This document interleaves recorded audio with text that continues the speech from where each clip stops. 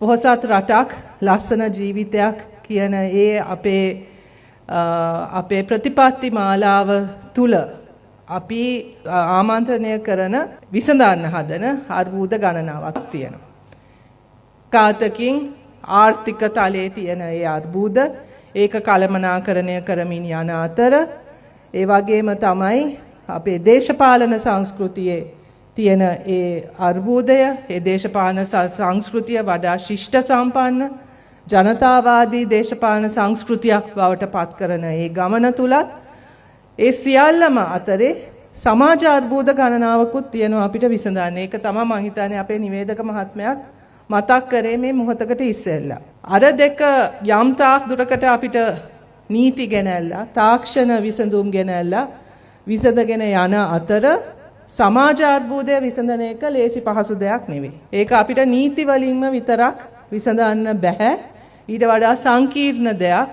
ඒක මිනිස් ජීවිත එක්ක ඉතාමත්ම කිට්ටුවෙන් සම්බන්ධ වෙන දෙයක්. අපි මොකක් හරි අපි දැක්කම අර්බුදයක් ඉස්කෝලේක ගහ ගන්න දෙයක් නේද? එහෙම නැත්නම් පවුලක වෙන ප්‍රශ්නයක් වෙනත් මොකක් හරි තැනක සිද්ධ වෙන දෙයක් දැක්කම අපි බස් එකේ යනකොට දකින්න සිද්ධීන් එහෙම. එතකොට අපි කියනවානේ අපේ සමාජයේ මොකක්වත් වෙනස් කරන්න බෑ ආකල්ප වෙනසක් නැතුව කියලා. අපේ පුරවැසියන්ගේ ආකල්පමය වෙනසක් අත්‍යවශ්‍යයි කියලා අපි කියනවානේ. හැබැයි අපි සියලු දෙනාම දන්නවා මේ ආකල්පමය වෙනස වුණත් කරන එක ලේසි දෙයක් නෙවෙයි කියලා. ඒක පහසු නෑ. අපිට කොච්චර ඒක ගැන උපදේශ මාලා දුන්නත් නේ අපේ රටේ තරම් මම හිතන්නේ ආගමික කටයුතු වලට සම්බන්ධ වෙන සමාජ නැතුව ඇති. හැම අවස්ථාවෙම මේ ආකල්ප සංවර්ධනය වෙනුවෙන් කිව යුතු දේවල් කියවෙනවා. නමුත් ඒක ඒ කියන පළියට සමාජය වෙනස් වෙන්නේ නැහැ. ඒකට ඒ නිසා ඒ සමාජ අර්බුදය විසඳන එක අපි දකිනවා අපේ මේ පරිවර්තනීය ගමනේ අතිශයින්ම වැදගත් ඒ වුණාට සංකීර්ණ දෙයක් හැටියට.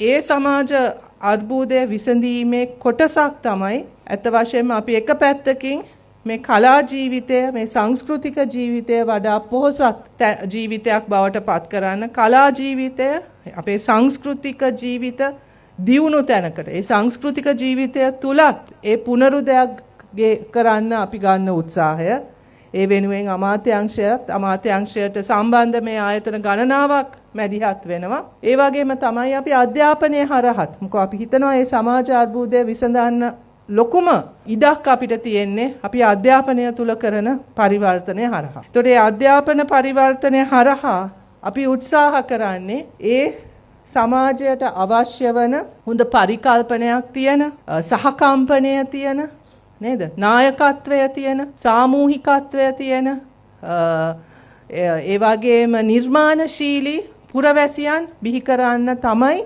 අපේ අධ්‍යාපන ප්‍රතිසංස්කරණවලත් ප්‍රධාන අරමුණක් බවට පත් වෙලා තියෙන්නේ.